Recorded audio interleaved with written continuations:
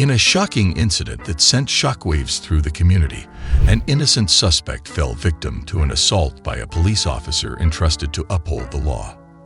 The incident, which resulted in the immediate termination of the officer, has raised serious questions about the conduct and accountability of those sworn to protect and serve. Let's investigate those cases. In Case 1, an innocent boy, David, patiently waited for his girlfriend, Alice, outside the nail salon while she got a manicure. Absent-mindedly scrolling through social media, he was taken aback when two police officers approached him. To his disbelief, they suddenly arrested him, tightening handcuffs around his wrists. Confused and anxious, David struggled to understand the unjust situation he was in as the female officer read him his rights. Despite his fear, he tried to remain composed and cooperate as they led him toward the waiting police car. The female officer maintained her composure, her voice unwavering as she stated, "Sir, you're under arrest for loitering. It's a violation of the law." David's confusion grew even more profound. He couldn't comprehend how merely waiting outside a business could be construed as a crime. He desperately searched for a logical justification for the officer's accusation, considering that he had just paid for his girlfriend Alice's nails, making him a legitimate customer. The notion that simply being in proximity to the establishment could be deemed loitering left him baffled and bewildered. As the events unfolded, David became increasingly perplexed and uncertain. He had always been a law-abiding individual, and the sudden accusation made him feel vulnerable and targeted. Understanding that he was just waiting for his girlfriend, Alice, inside the salon, David attempted to reason with the officers. However, the female officer cited a law defining loitering as behaving in a manner that deviates from normal conduct, potentially causing reasonable concern for other safety. Despite David's efforts to prove his innocence, the situation escalated, leading to his arrest and a night in College Park Jail. Alice was shocked to find David missing and quickly sought answers from the officers.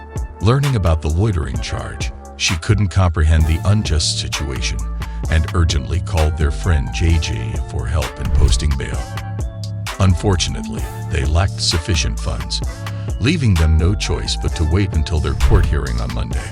Filled with frustration and anger, David couldn't understand why he was being punished for a crime he didn't commit. In jail, David and Alice decided to press charges against the female officer, suspecting personal bias and misuse of authority. When Monday came, they presented their case to the judge, who attentively listened and ultimately dismissed the charges against David. The officer responsible faced disciplinary action and was required to undergo further training, ensuring a measure of accountability for her actions. In Case 2, after spotting Sarah Webb, 24, speeding on a wet road in Roswell, Georgia, police officers pulled her over and deliberated on whether to arrest her. Ms. Webb explained that she was running late for her shift at a hair salon when she was caught going over 80 miles per hour on the rain-soaked road. The officer, wearing a body-worn camera, pointed out the dangers of her reckless driving on the wet road. Ms. Webb complied and handed over her license and keys while the officer returned to his patrol car. Surprisingly, it took 3 minutes before the officer came back to arrest her. Later, it was revealed that during those 3 minutes, the officers resorted to a coin toss to determine whether they should arrest Ms. Webb.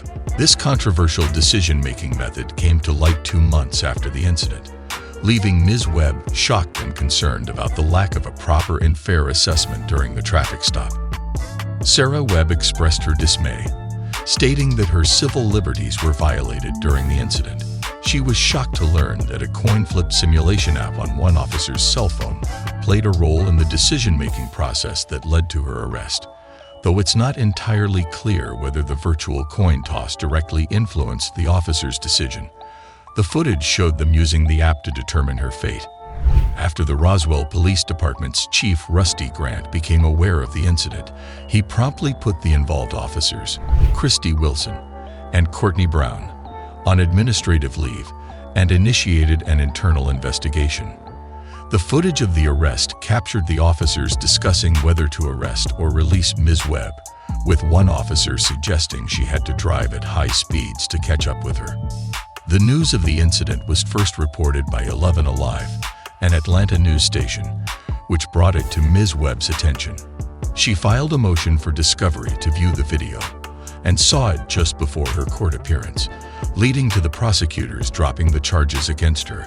Chief Grant expressed his disappointment with the behavior of the officers, stating that it does not represent the standards expected from the hard-working officers of the Roswell Police Department.